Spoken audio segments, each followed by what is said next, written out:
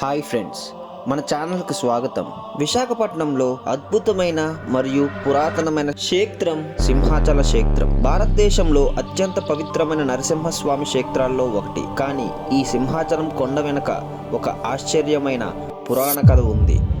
ఈ కొండ ఎలా ఏర్పడింది, ఇక్కడ నరసింహస్వామి ఎలా స్వయంభుగా వెలిశారు, ఎందుకు ఈ దేవాలయంలో స్వామి విగ్రహం ఎప్పుడూ చందనంతో కప్పి ఉంటుంది, ఈ ప్రశ్నలకు సమాధానం తెలుసుకోవాలంటే మనము ప్రహ్లాదుడి కాలానికి వెళ్ళాలి. ప్రహ్లాదుడు చిన్నప్పటి నుంచే శ్రీమన్నారాయణుడిపై అపారమైన భక్తి కలిగి ఉన్నవాడు. అతనికి ఎక్కడ చూసినా నారాయణుడే కనిపించేవాడు. రాక్షసులు అతన్ని ఎన్నో విధాలుగా బాధ పెట్టారు. కత్తులతో పొడిచారు, త్రిశూలాలతో గాయపరిచారు, ఏనుగులతో తొక్కించారు. కానీ ప్రహ్లాదుడు మాత్రం ఎప్పుడూ ఒకే మాట చెప్పేవాడు: ఓ నారాయణ, ఓ జగదీశ, ఓ కేశవ అని భగవంతుని స్మరిస్తూ ఉండేవాడు.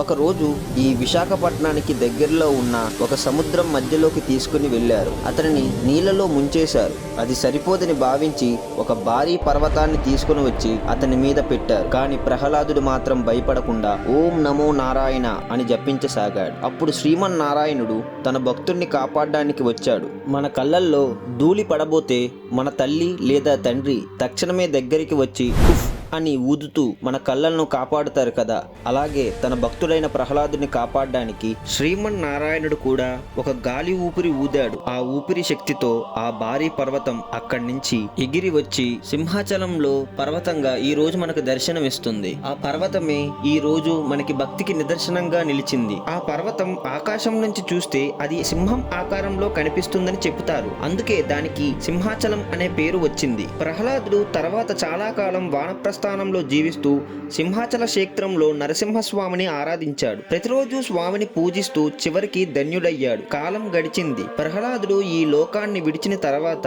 నరసింహస్వామి మాత్రం సింహాచలం కొండపై ఒక వాల్మీకం అంటే ఒక పెద్ద పుట్టలో దాగి ఉండిపోయారు. కొంతకాలం తర్వాత కృతయుగంలో ఒకానొక సమయంలో పురూర్వ చక్రవర్తి తన భార్య ఊర్వశితో కలిసి పుష్పక విమానంలో ఆకాశ మార్గంలో ప్రయాణిస్తున్నాడు. అలా ప్రయాణిస్తూ సింహాచలం కొండపైకి వచ్చినప్పుడు ఆ విమానం ఒక్కసారిగా ఆగిపోయింది. ఎంత ప్రయత్నించినా విమానం ముందుకు కదలలేదు. ఆశ్చర్యపోయిన చక్రవర్తి విమానం నుంచి కిందకి దిగాడు. అప్పుడు ఊర్వశి ఇలా చెప్పింది: గతంలో 33 కోట్ల దేవతలు ఈ కొండపై నరసింహస్వామిని పూజించారు. ఈ కొండపై స్వామి ఉన్నారు, అందుకే మన విమానం ముందుకు కదలలేదు అని ఊర్వశి పలికింది. అప్పుడు పురూర్వ చక్రవర్తి స్వామిని వెతకడం ప్రారంభించాడు. 3 రోజుల పాటు మొత్తం కొండని వెతికాడు, కానీ ఎక్కడా స్వామి కనిపించలేదు. అప్పుడు ఒక లతావనంలో కూర్చొని ధ్యానం చేశాడు. అప్పుడే ఎదురుగా ఉన్న ఒక పుట్టలో నరసింహస్వామి దర్శనమిచ్చారు. స్వామి ఇలా అన్నారు: నేను చాలా కాలంగా ఈ పుట్టలోనే ఉన్నాను.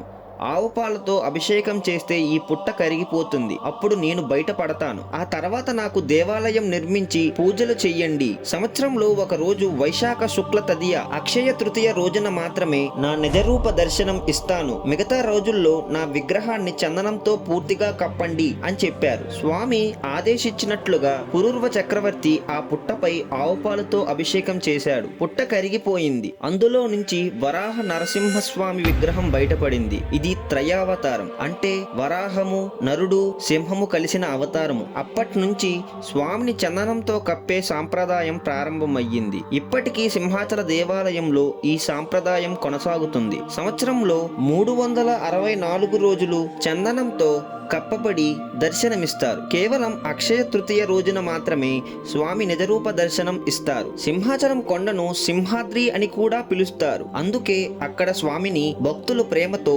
సింహాద్రి అప్పన్న అని పిలుస్తారు. అప్ప అంటే అర్థం తండ్రి అని.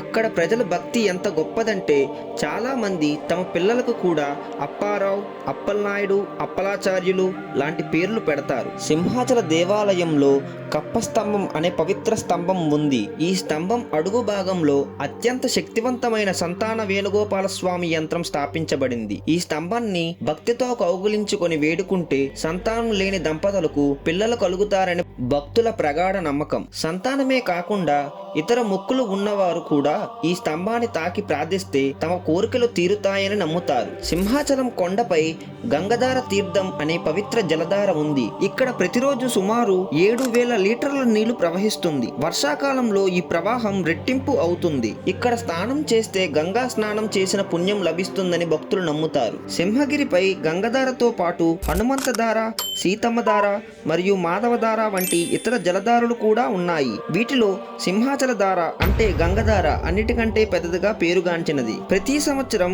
ఆషాఢ పౌర్ణమి రోజున వేలాది మంది భక్తులు సింహాచలం కొండ చుట్టూ గిరి ప్రదక్షిణ చేస్తారు. సుమారు 32 కిలోమీటర్ల దూరం నడుస్తూ స్వామిని స్మరిస్తారు. కొండ చుట్టూ ప్రదక్షిణం చేయడం వల్ల అశ్వమేధ యాగం చేసినంత పుణ్యం లభిస్తుందని భక్తుల నమ్మకం. భక్తులు సాధారణంగా కొండ దిగువన ఉన్న తొలిపావంచ వద్ద కొబ్బరికాయ కొట్టి ప్రదక్షిణం ప్రారంభిస్తారు. ప్రదక్షిణ మధ్యలో అప్పుగర్ వద్ద భక్తులు సముద్రంలో పవిత్ర స్నానాలు ఆచరిస్తారు. 32 కిలోమీటర్ల నడక పూర్తయిన తర్వాత భక్తులు కొండపైకి వెళ్లి అప్పన్న స్వామిని దర్శించుకుని తమ మొక్కులు చెల్లించుకుంటారు. ఈ వేడుకలో విశాఖపట్నం నుండే కాకుండా పొరుగు జిల్లాలైన విజయనగరం, శ్రీకాకుళం మరియు ఒడిశా రాష్ట్రం నుండి లక్షలాది మంది భక్తులు పాల్గొంటారు. దారి పొడవునా స్వచ్ఛంద సంస్థలు భక్తులు పానీయ, పులిహోర, అన్న ప్రసాదాలు పంచి పెడతారు. సింహాచల క్షేత్రంలో వరాహ నరసింహ స్వామిని భక్తితో దర్శించిన వారికి స్వామి అపారమైన కృపని ప్రసాదిస్తాడని చెబుతారు. స్వామిని దర్శించి